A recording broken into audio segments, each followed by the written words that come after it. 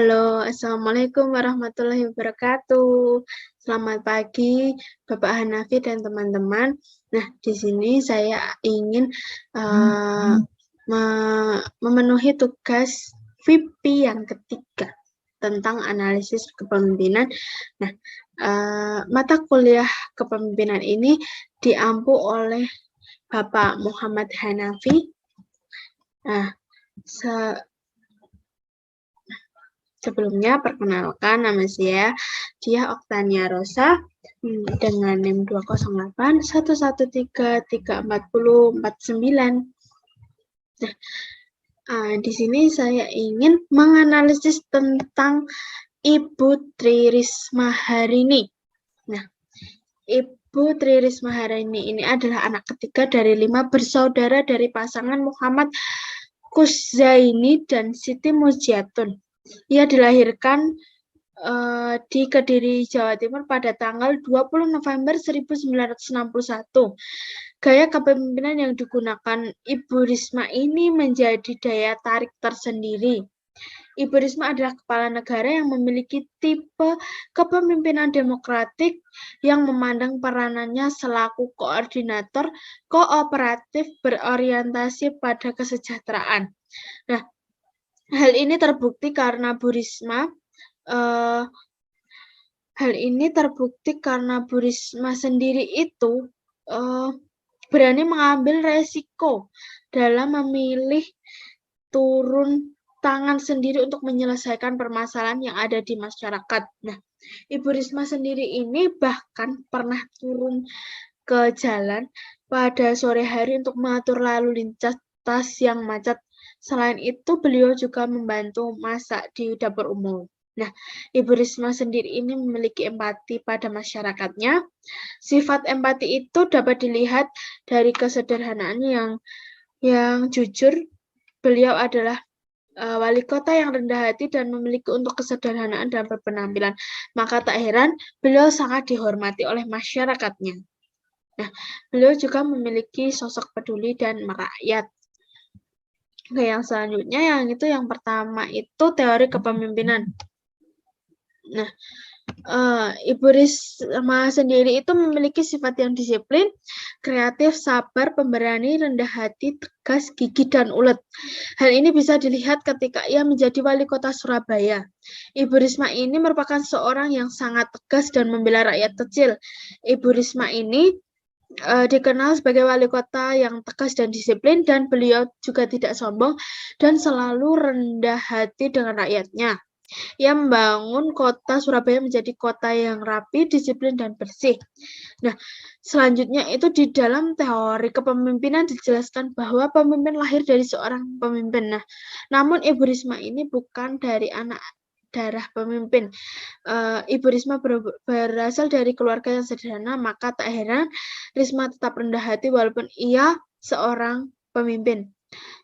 Maka bisa ditarik kesimpulan bahwa teori satu ini bisa dilihat bahwa pemimpin itu tidak harus dilahirkan dari seorang pemimpin.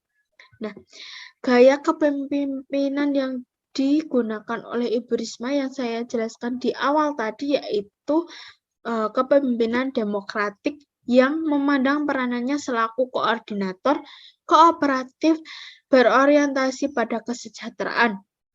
Hal ini terbukti karena Ibu Risma berani mengambil resiko dan memilih turun tangan sendiri untuk menyelesaikan permasalahan yang ada di dalam masyarakat.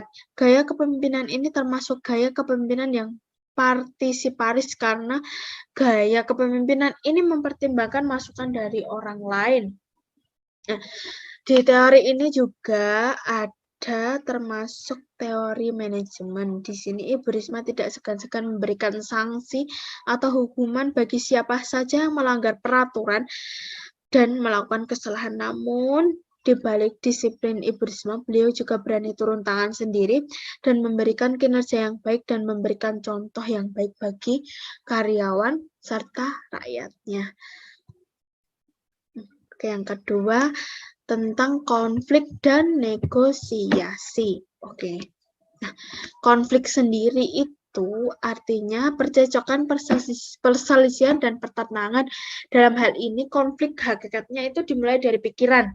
Pikiran tentang ekstensi diri sendiri maupun dalam konteks ada bersama orang lain atau kelompok. Dengan begitu, konflik dapat muncul dalam diri sendiri maupun kepada orang lain. Nah, dalam pandangan tentang konflik dipercaya bahwa semua konflik itu berbahaya dan harus dihindari. Namun konflik itu juga bisa menjadi kebutuhan positif dalam suatu kelompok agar melakukan secara efektif. Nah, contoh itu juga menunjukkan bahwa satu kreasi Tri Risma hari ini dalam menangani masalah banjir di Surabaya yaitu dengan menggunakan sistem box kulvert yang dapat mengubah irigasi menjadi drainase. Masalah itu tidak jauh dari negosiasi. Negosiasi sendiri adalah proses di mana dua atau lebih bertukar jasa dan berusaha menyepakati nilai tukar. Negosiasi ini biasanya digunakan menggunakan asas kekeluargaan. Hal ini dilakukan ketika Risma bernegosiasi mengubah irigasi. Karena irigasi itu berkaitan dengan wilayah, maka dari itu Risma bernegosiasi dengan masyarakat sekitar tentang pengubahan irigasi dan menjelaskan dampak apa saja yang diterima oleh masyarakat. Selain itu, masyarakat juga diminta untuk berkontribusi langsung agar usaha yang dilakukan oleh Ibu Risma ini berjalan dengan lancar. Yang ketiga yaitu kekuatan politik yang dimiliki oleh Ibu Risma. Power ini didasarkan dari posisi individu dalam sebuah organisasi. Ibu Risma memiliki dukungan dan kekuatan politik yang kuat dikarenakan kepemimpinan Ibu Risma banyak menghasilkan perubahan kota Surabaya sehingga beliau banyak sekali dukungan dari rakyat-rakyat kecil. Selain itu, Bu Risma juga dibawa oleh partai besar PDIP. Partai ini dikenal sebagai banyak sekali anggota.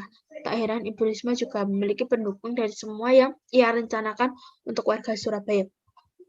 Selain itu, Ibu Risma juga diangkat oleh Ibu Megawati Soekarno Putri sebagai Ketua DPP PDI Perjuangan karena PDIP memenangi 3 kali pemilihan wali kota. Kinerja Ibu Risma juga dinilai sangat memuaskan, maka siapapun calon yang diusung PDIP akan dipilih masyarakat.